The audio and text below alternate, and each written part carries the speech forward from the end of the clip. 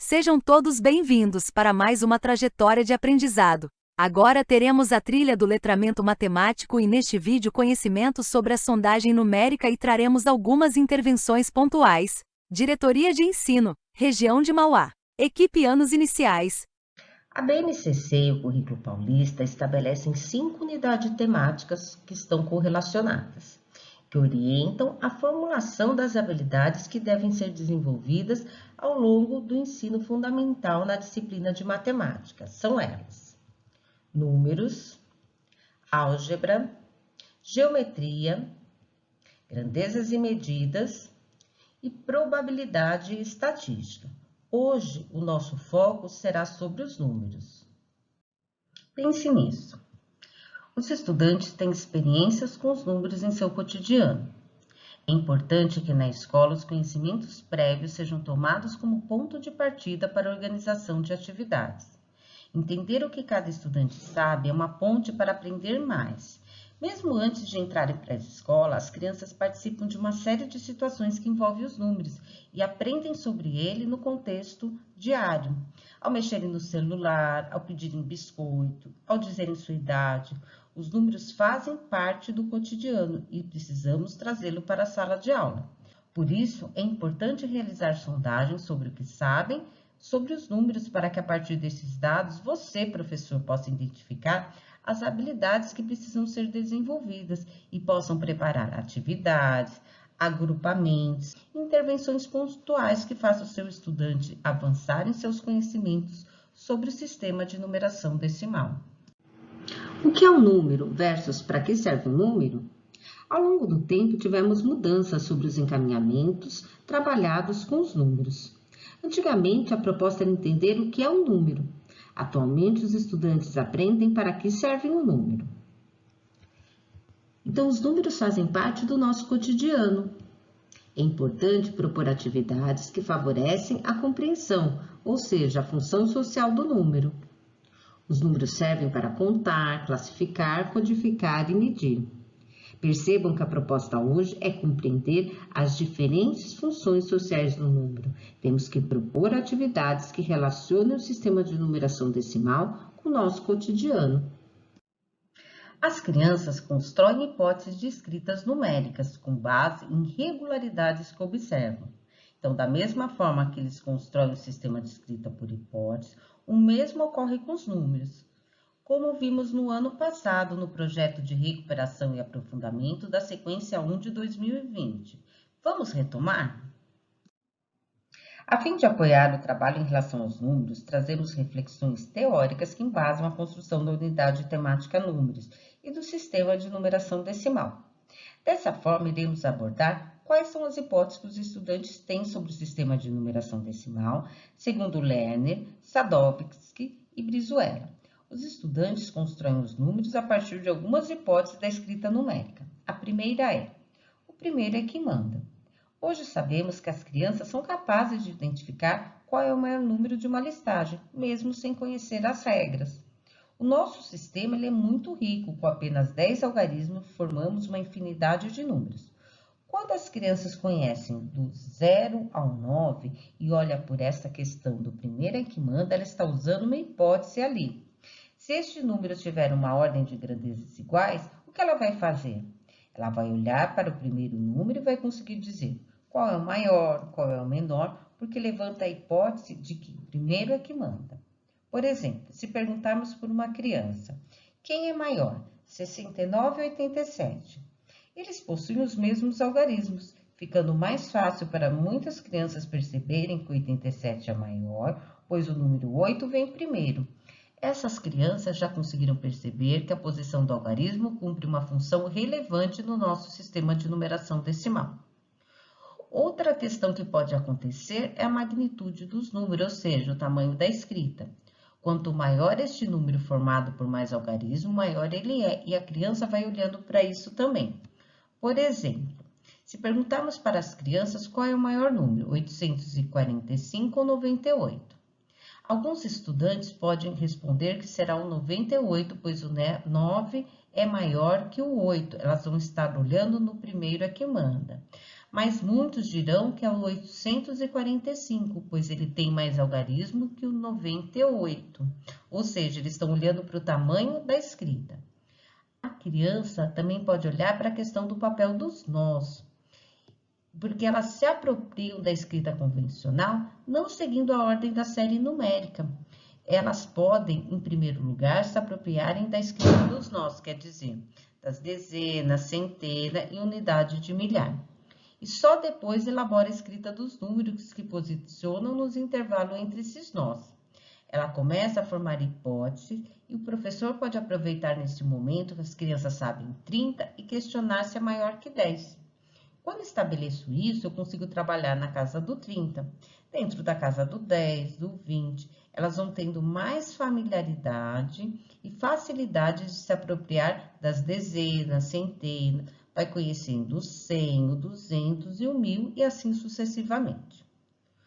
Outras crianças se apoiam na numeração falada, como acontece nas hipóteses de escrita de língua portuguesa. Na matemática, também irão se apoiar na fala para construir o sistema de numeração decimal. Baseiam-se nas informações da numeração falada em seu conhecimento da escrita convencional dos nós, misturando símbolos que já conhecem. Quando ela registra da forma que fala, por exemplo, o 546, pode surgir várias formas de escrita, como 540, o 6, ou colocar o 546 junto, ou 5406, até que ela consiga perceber que o sistema de numeração decimal ele é aditivo, que o 500 mais o 40 mais o 6 forma o 546. Outra hipótese é a regularidade do sistema de numeração decimal. Ela é importantíssima. Se eu adicionar 4, qual é o próximo número que eu vou obter? Se adicionar 5, qual é o próximo número que tem? Se adicionar 10, podemos olhar para essas regularidades, do número de 1 em 1, de 2 em 2, de 5 em 5, de 10 em 10, olhando para o quadro numérico. Muitas vezes, para trazer essas regularidades dos números que existe no torno do sistema. Este quadro é um instrumento importantíssimo, seja na aula presencial ou no ensino remoto, para olharmos para essas regularidades. Para o aluno, se ele escreve o número invertido, se tem dúvidas sobre a escrita, ele pode consultá-lo. Isso vai auxiliar na construção da escrita convencional. Por último, trabalho com as operações apoiadas nesses conhecimentos de regularidade. Eu posso elaborar um problema com as crianças sem efetuar uma operação. Eu posso dar 2 números para a criança e perguntar quem é o maior, qual é o menor, principalmente no primeiro ano, como veremos no próximo vídeo do professor Ivan. E só depois trabalhar com as operações, trabalhar ali com o cálculo mental, que irá ampliar o repertório básico dos estudantes e facilitar cálculos mais complexos no futuro, como vimos no ano passado, no EMAI.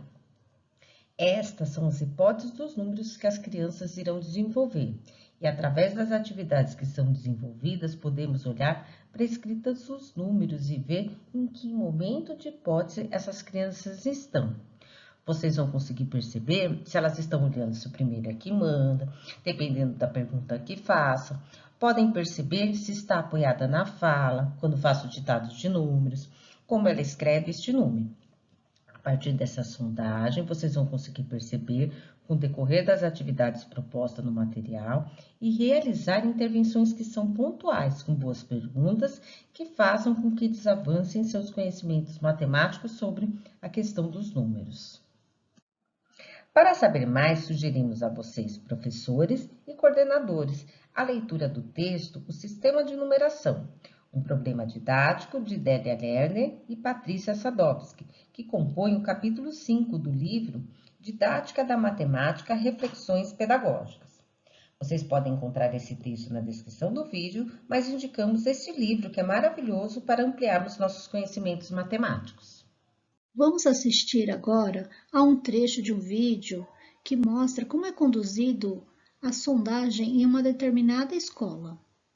Este vídeo foi gravado antes da implantação do novo currículo paulista. Por isso, a coordenadora fala em eixos, Hoje nós falamos em unidades temáticas, porém, o conteúdo do vídeo é muito válido. Vamos lá ver e aprender um pouquinho mais.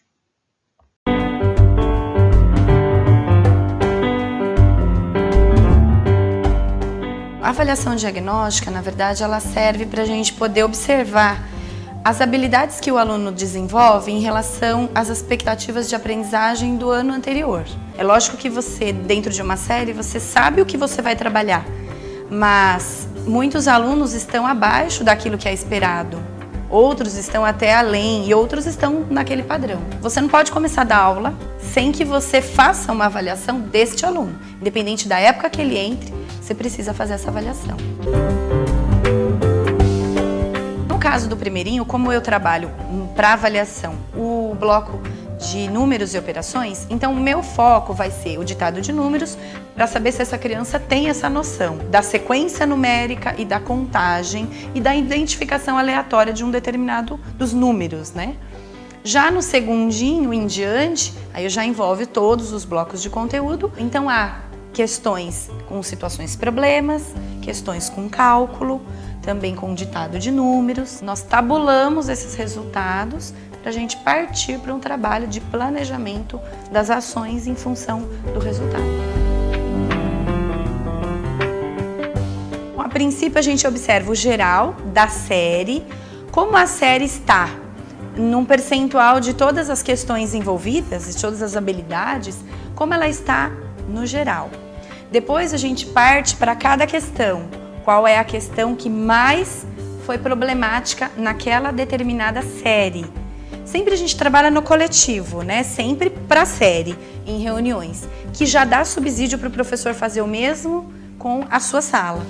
Depois que a gente partir de qual é o problema geral da sala, a gente pega uma, duas habilidades que vão dar um pontapé inicial para o trabalho. E depois a gente vai para o individual. Quais são os alunos daquela série, daquele ano, que necessitam de mais intervenção? É extremamente importante esse levantamento desse diagnóstico, porque dentro de uma mesma sala eu tenho diversas situações de aprendizagem. Então, o que eu faço? Eu penso numa aula e eu vou adaptar aquele mesmo conteúdo para todas as situações que eu tenho em sala de aula. Por isso que é extremamente importante eu saber o que eu vou fazer com cada situação de aprendizagem. Ela ocorre no início do ano mesmo, porque o diagnóstico é quando o professor não conhece o aluno ainda.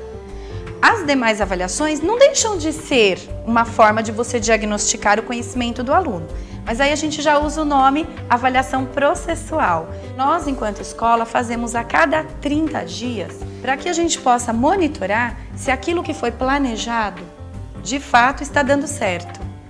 Se nós percebemos que naquela avaliação mensal não está dando certo, a gente reduz aquele grupo e revê de uma forma diferente para trabalhar essas hipóteses, né? Estratégias diferentes. Se ele fizer a sondagem e ele não souber o que fazer depois da sondagem, de nada adianta todo esse trabalho. Então, eu crio situações, peço para que os próprios professores trabalhem algumas situações como se estivesse dando aula para o aluno.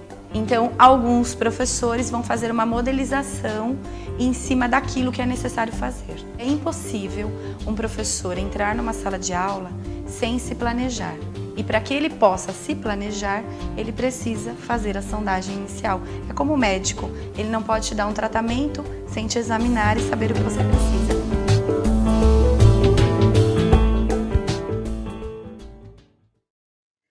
No vídeo, a coordenadora fala sobre de que nada adianta fazer a avaliação diagnóstica, fazer sondagem, se o professor não sabe o que fazer com esse resultado.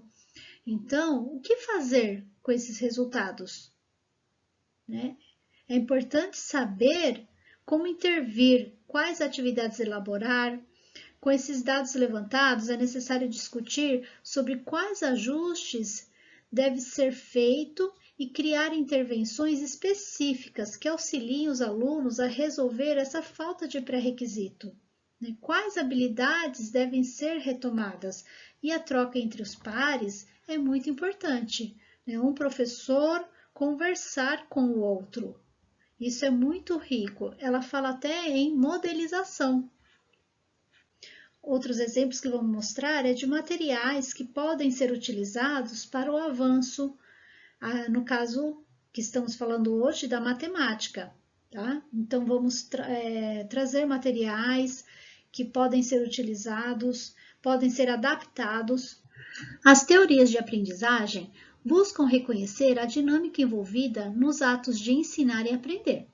Vamos ver o que alguns estudiosos nos dizem a respeito do sistema de numeração decimal.